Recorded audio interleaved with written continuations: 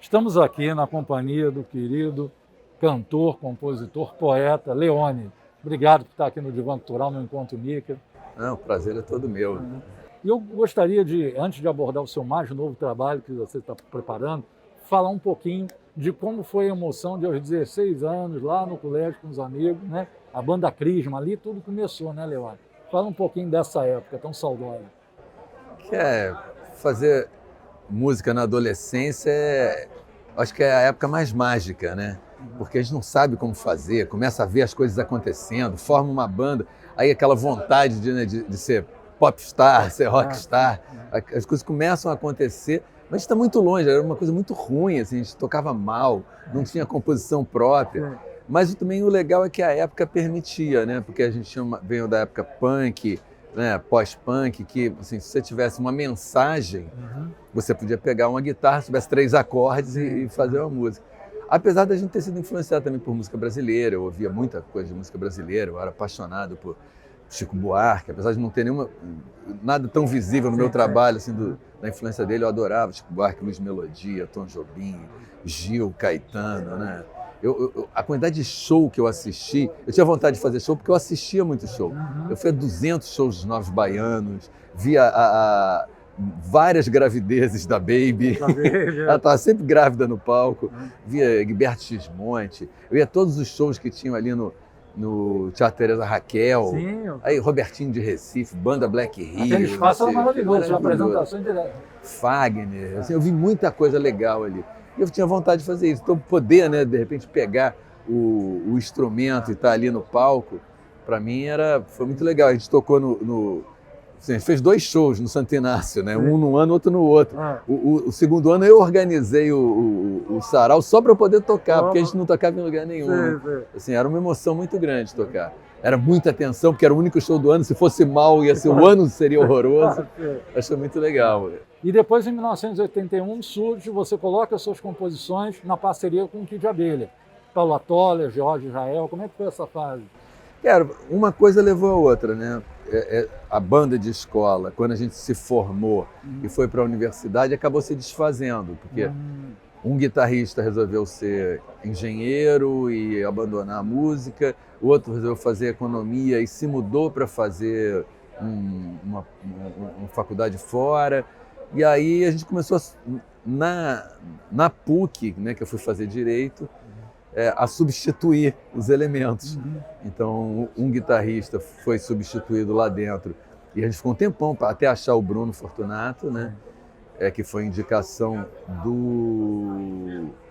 um outro guitarrista que tinha passado pela banda. Ele chegou depois, né? Ele chegou depois. Mas o Jorge Israel, ele era estudante da PUC de engenharia e a Paula era estudante de comunicação visual também, da PUC, que eu conheci na aula de francês, que era uma aula, né, de eletiva. E a gente foi substituindo ali na PUC. Então foi uma coisa que acabou levando a outra. E quem ficou comigo foi o Beni Borja, que era o baterista e que foi também para a PUC. Essa tua opção por Direito, porque a gente sabe que na época tinha muitos pais, né? Não, faça uma faculdade, por exemplo. Uma coisa que tem em comum, Chico Buarque, Tom Jobim e Francis Rainer, que todos fizeram faculdade de arquitetura e foram para a música. O Herbert fez a faculdade. O Herbert também? Então. Era uma coisa mesmo para, tipo assim, satisfazer a família, mas você corria por fora com a música? Como é que era? Assim, eu fui pelo tradicional, né? Eu estudei no Colégio Santo Inácio, todo mundo ia querer ter carreiras mais estáveis. Inclusive era um boom de engenharia, todo mundo queria ser engenheiro.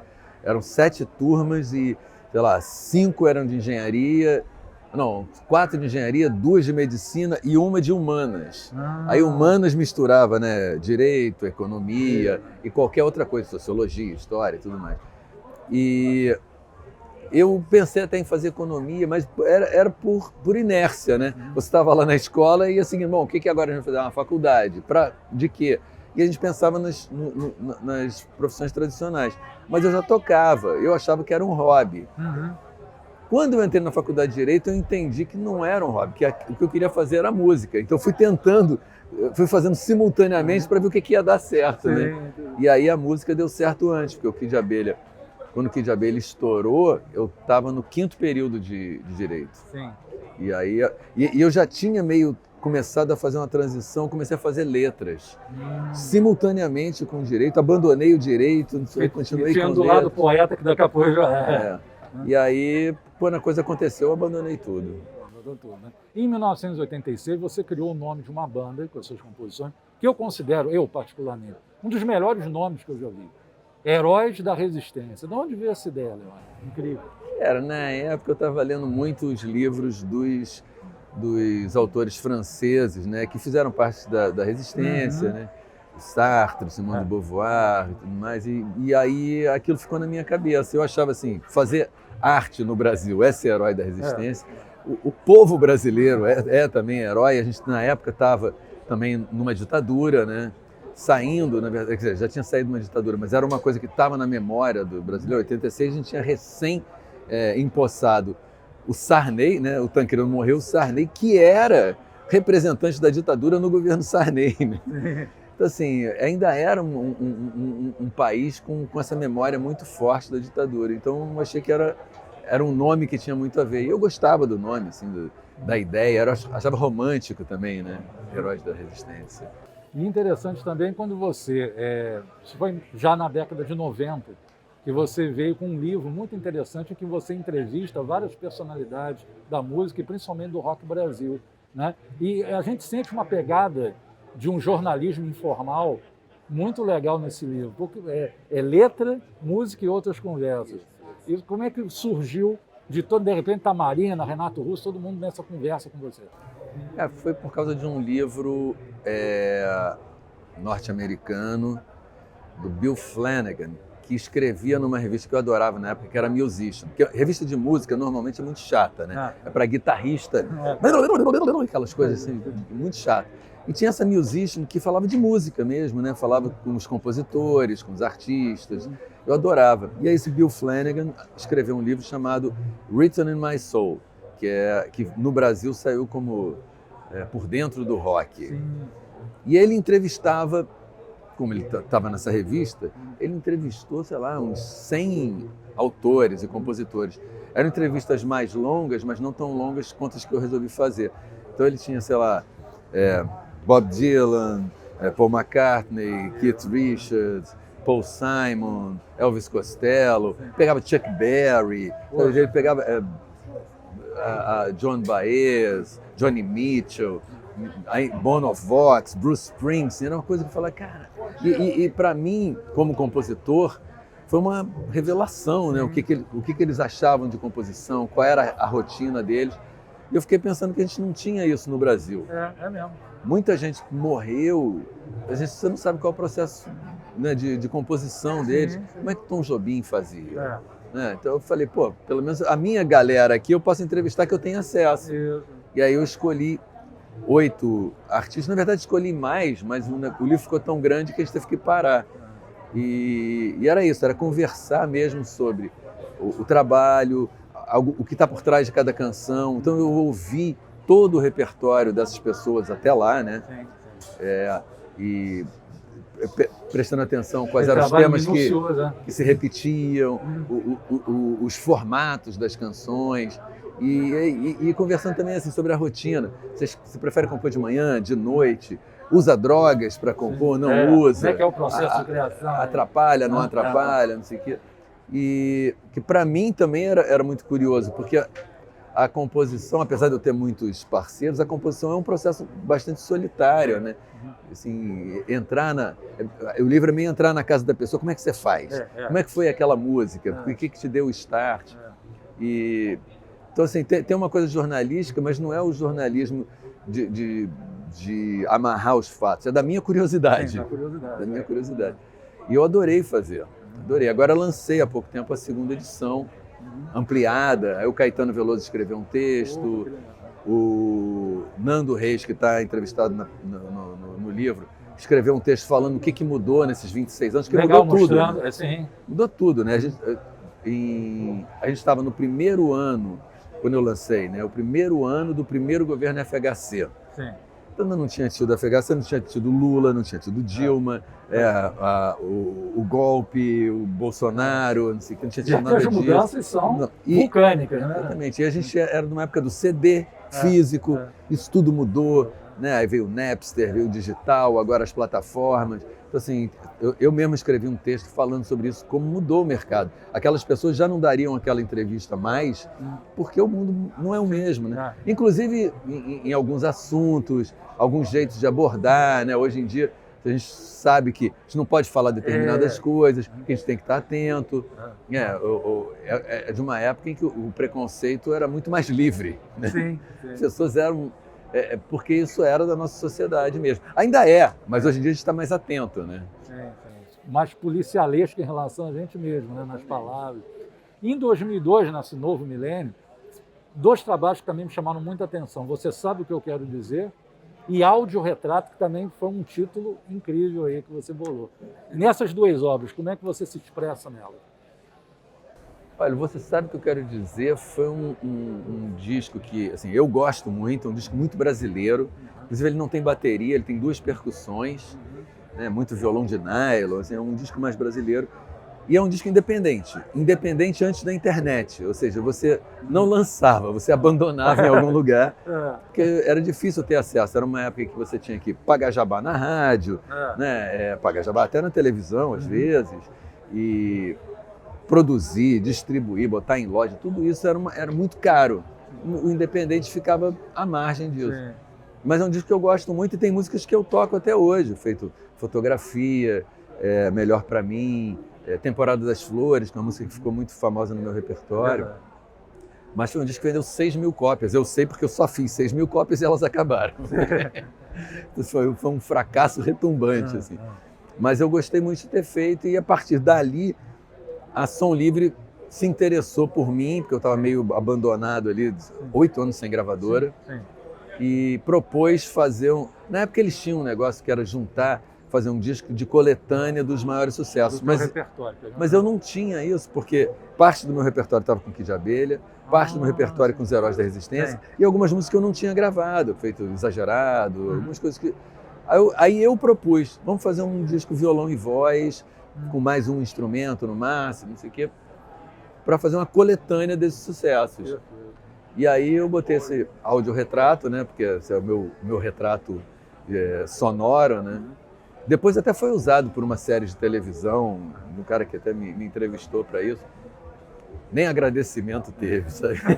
Pelo nome. Agora, o bom de hoje em dia, né, Leone, é que você tem um retorno de uma galera, né? Quer dizer, é tão bacana os pais, poxa, o Leone, eu ouvia ele na minha juventude, aí o filho dele está te ouvindo, conhecendo as tuas poesias, né? Por exemplo, um livro teu muito que estourou foi o Baião de Dois, né? E depois o Margarida mostra os dentes, né? Margarida mostrando os dentes. Como é que foi para você essas 2 experiências desses 2 livros e que resposta você teve do público em relação a eles? Olha, assim, eu adorei fazer os 2 livros e foi um período que eu tive muito dedicado à poesia, li muita poesia, inclusive fiz um show chamado Multiversos, em que eu juntava poesia e música. Então, que visionário, hoje em dia o multiverso você já falava. Tinha os poemas que eu escolhi que tinham a ver com o show eram recitados num telão por amigos. Sim. E eu tocava músicas que tinham a ver com aqueles poemas e tinha umas imagens mais poéticas que a minha filha fez. Então, assim, era uma época que eu estava muito dedicada, principalmente à poesia contemporânea brasileira, que eu acho que é uma poesia que não é vista, né? Quando você fala em poesia brasileira, as pessoas acabam citando Drummond, Vinícius de Moraes. Fixa os modernistas e pós-modernistas, né? E às vezes nem os pós-modernistas entram. Fica naquela coisa... alguns lembram, Manuel Bandeira. Vinícius ficou muito famoso porque foi da época da música também, teve ali na música. E assim, tem o Fabiano Calixto, tem uma série de poetas hoje em dia que eu fico chocado de não ter espaço. Assim, Ana Martins Marques, por exemplo, para mim é uma das maiores poetas que o Brasil já teve. E, claro que ela tem nome, sim, mas não tem público. Isso é uma coisa... E aí eu resolvi botar poemas. Então eu botei poema do Alcanan Ferraz, do Fabiano Calixto, da Ana Martins, e fui escolhendo pessoas que tinham a ver comigo. E aí eu fiquei muito entusiasmado e escrevi poemas também. Mas é uma coisa, assim, atualmente eu estou numa fase de música, então não tenho nem tentado escrever poesia. É engraçado, quando o Chico Buarque fala que quando ele está escrevendo romance ele não consegue fazer música e vice-versa, para mim também, porque a música tem uma linguagem própria e a poesia tem como expectativa, pelo menos para mim, subverter a linguagem. Sim. E aí, às vezes, elas não encaixam. Eu até o tempo literário e o tempo musical, né? Eu até musiquei uns poemas, né? Até para o show novo, eu musiquei o Defesa da Alegria, que é um poema de um poeta uruguaio exilado, e com tradução do Fabiano Calixto, então eu musiquei um poema. Eu tenho essa facilidade de musicar poemas. Eu já tinha musicado um poema do Paulo Henriques Brito, que é outro poeta maravilhoso. Então, assim, eu gosto muito, mas hoje em dia não tenho escrito muito, não. Quando eu entro na história de poesia, danou-se, porque eu só penso nisso. Porque, inclusive, é uma questão de olhar, né? Você passa a ter um olhar diferente. Tudo, de alguma forma, te sugere poesia. Então, nesse momento, eu não estou fazendo. E o legal nas redes sociais é que você, dialogando com as pessoas que te acompanham, elas vão descobrindo esses nomes também, né? Vão. O que você falou uma coisa que eu acho interessante, que é a coisa da relação com as pessoas mais velhas. Né? Quando eu era jovem, eu me lembro assim, o Marcos Valle falando, não acredito em ninguém com mais de 30 anos, mais de 30 dinheiros. Hoje em dia ele está fazendo 80. E é meu ídolo. Assim, eu nunca pensava aos 20 e poucos que eu teria um ídolo de 80. E a quantidade de ídolos de 80 que eu tenho é inacreditável. Né? Tem o Caetano, o Gil, o Jorge Ben, o João Donato, o Macalé, Francis Haim, assim, é uma quantidade de ídolos que eu tenho que já passaram dos 80 que eu acho até que a arte, de alguma forma, superou o conflito de gerações. Sim, né? Superou. Porque meu filho, de 20 e poucos anos, também tem esses ídolos. Também, assim, ele acha o Gil a melhor coisa do universo, Caetano a melhor... E os amigos deles também acham. Então isso eu acho muito impressionante. E você está com um novo trabalho, que você está trabalhando em estúdio, né? Conta um pouquinho para a gente, que a gente estava conversando sobre, eu achei a ideia maravilhosa. Cara, é um trabalho que eu venho amadurecendo já há 2 anos. Comecei a escrever um diário sobre essa ideia, que eu continuo escrevendo. Eu tenho 100 e tantas páginas de diário sobre essa ideia, que é fazer um show sobre alegria. Porque a gente veio de um momento muito triste, né? Teve a pandemia, que foi devastadora, inclusive com a nossa impossibilidade do luto, né? Porque a gente não podia nem ir no enterro de alguém que morria, de um parente. E esse período todo do governo Bolsonaro, que foi um período muito belicista. As pessoas brigando o tempo todo. Né? E a grande emoção que existia, o grande afeto que ligava ou desligava as pessoas era o ódio. Né? Essa briga. E quando terminou tudo isso, quer dizer, a pandemia a gente pode dizer que terminou mais ou menos. Eu tive Covid há 2 meses. Você vai tendo formas mais brandas, mas está sempre aquele fantasminha ali nos acompanhando. Quando terminou isso, eu falei que eu preciso falar sobre alegria e sobre como a alegria não é a felicidade, não é um estado permanente. São coisas que te dão alegria, que são importantes, até para você poder resistir nesses momentos mais tristes. Você estava até falando, a alegria do alívio, vários tipos de alegria. Exatamente. Tipo, Temporada das Flores é uma música que fala disso, de voltar à vida depois de um momento obscuro. Então, assim, o show tem... E ele também foi inspirado na Semana de Arte Moderna, que foi um movimento que teve muita alegria, muito humor. Tinha os poemas piada do Oswald de Andrade, falava muito de carnaval, né, de Baco. Então, assim, eu quis trazer eles para dentro e essa ideia de que não existe uma cultura brasileira, existem várias culturas, que é uma coisa meio retalhada, meio arlequinal do Mário de Andrade, de homenagear essa ideia também da diversidade cultural brasileira. Então o show é todo de retalhos, ele tem blocos que não tem nada a ver um com o outro. Esteticamente, em termos de música, de arranjo, em termos de figurino, assim, vai tudo... uma comunicação estética bem diversa, né? Bem diversa. A unidade se dá pela diversidade. É tipo a roupa do Arlequim, que é feita de retalhos. Tem uma unidade ali, mas ela é feita de retalhos. E aí tem esses blocos, né? Tem o primeiro bloco, que é esse bloco do alívio e da esperança, né? Que fala disso, de sair de um momento difícil. A alegria também vem disso, né? Você passou, que alívio, aí você fica alegre. Tem a alegria do corpo, né? Assim, os prazeres da vida, assim, a dança, a água, Da trazem preguiça, alegria. Exatamente, tem o bloco tem um bloco inteiramente dedicado à preguiça, que é a hora de você não ter nada que fazer, porque hoje em dia a gente está o tempo todo conectado e trabalhando, sendo produtivo, proativo, e a gente não vive, né? E esse ócio da preguiça é tão criativo, né? É ali que as coisas, né? E você está presente naquela hora, né? Você está ali só contemplando, a contemplação é importantíssima, né? Eu penso assim, a minha cachorrinha, né? Tem uma cachorrinha, ela está com 11 anos, então ela dorme muito. Sim. Então ela está lá dormindo, aí levanta, dá 7 passos, deita em outro lugar e dorme em outro lugar. Sim. Ela não está preocupada em produzir, em armazenar, em ter projetos. Ela está vivendo aquilo, de dormir ali, está adorando, né?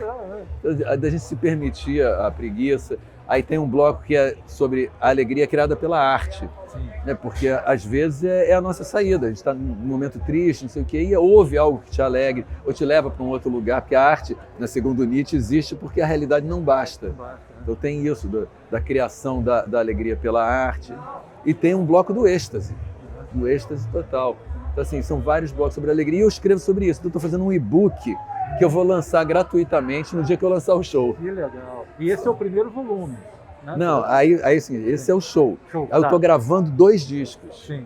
O primeiro volume que eu vou lançar antes do show e um segundo volume que eu vou lançar depois do show no segundo semestre.